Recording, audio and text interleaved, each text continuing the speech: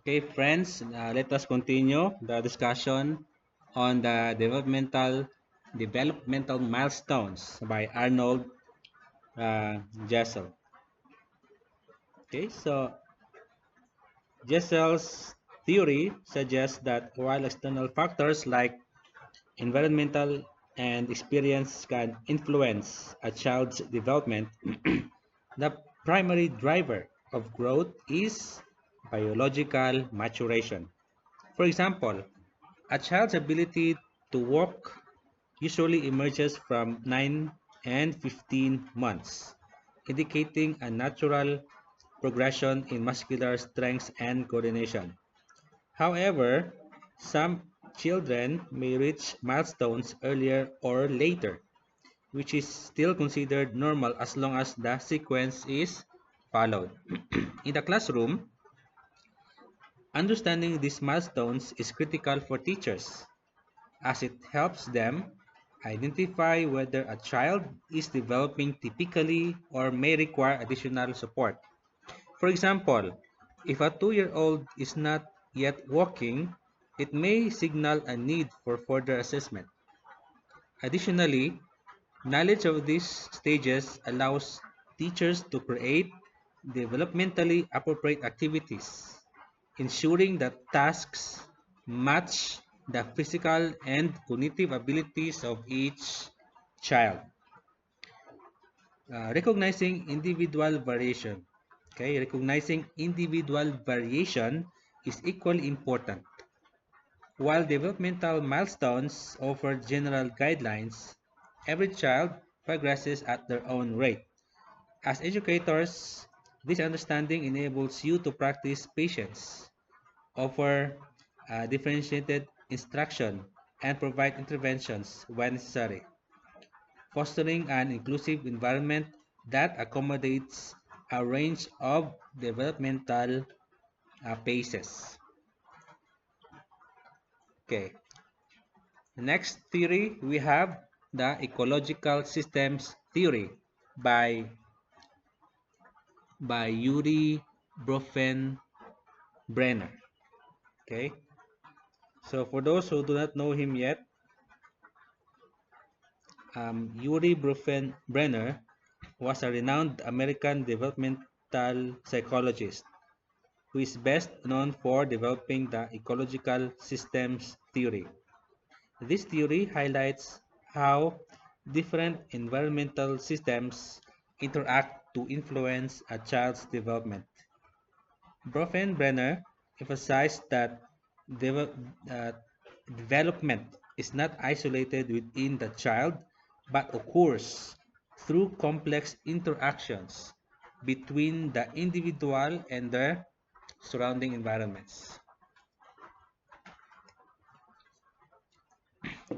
Okay, Yuri Bronfenbrenner's ecological systems theory offers a more holistic view of development, asserting that a child's growth is shaped by their interactions within a series of nested, nested environmental systems. Each system influences the child in different ways, and development is seen as a complex interaction between these systems and the child's biological factors. Okay, so we have the systems under the nested environmental systems. So let's start with the microsystem. Microsystem, this is the immediate environment in which the child lives and directly interacts, such as their family, school peers, and neighborhood.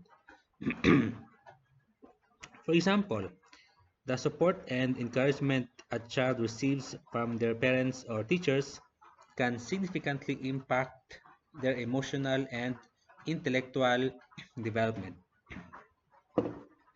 Next, we have the mesosystem. This refers to the interactions between different parts of the microsystem.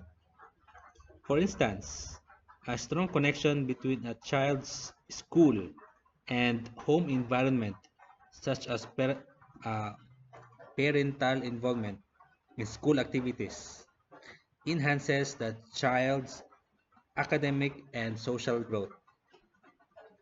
Next, we have the exo system. These are indirect environmental influences that affect the child, even though the child may not be actively involved in them. An example would be the parent's workplace. If a parent faces stress at work, it may affect their mood and interactions with the child at home. Next, we have the macro system. This layer includes the broader, okay, broader cultural and societal values, norms, and laws that influence a child's development. For instance, children growing up in a society that values education will likely have different developmental experiences than those in a society where access to education is limited. Lastly, we have the chrono system. This refers to the influence of time, including historical events and changes over time in that child's life. For example, growing up during an economic recession or a global pandemic can have lasting effects on a child's development. Bronfenbrenner's theory emphasizes that development is not solely determined by biology but is heavily influenced by the social, economic, and cultural environments in which a child grows. Understanding these layers of influence helps educators recognize the contextual factors that shape a child's learning.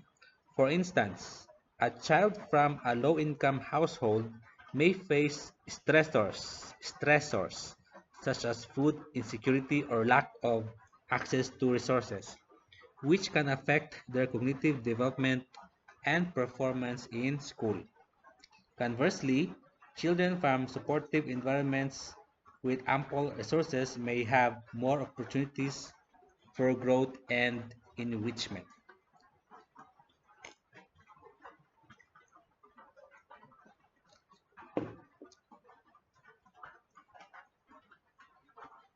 Okay, so take note of these very important terms. So Bronfenbrenner's theory emphasizes that development is not solely determined by biology, but is heavily influenced by the social, economic, and cultural environments. Understanding these layers of influence helps educators recognize the contextual factors. So these are the key terms. Okay. So Bronfenbrenner's theory means considering the broader context of each child's life. Now let's have the current research and pedagogical applications. All right. So recent research on biological development has greatly influenced educational practices, offering insights into how children learn and grow. Neuroplasticity, or the brain's ability to reorganize and form new connections, highlights the importance of providing enriching learning environments. Studies show that children and adolescents continue to develop new skills and cognitive abilities when exposed to the right stimuli, such as problem-solving tasks, interactive learning, and social engagement. These findings reinforce the idea that learning isn't fixed and that students can make significant gains, which when given opportunities, okay? Students can make significant gains when given opportunities that challenge and engage their minds. Additionally, research on the link between physical activity and cognitive development shows that movement plays a critical role in improving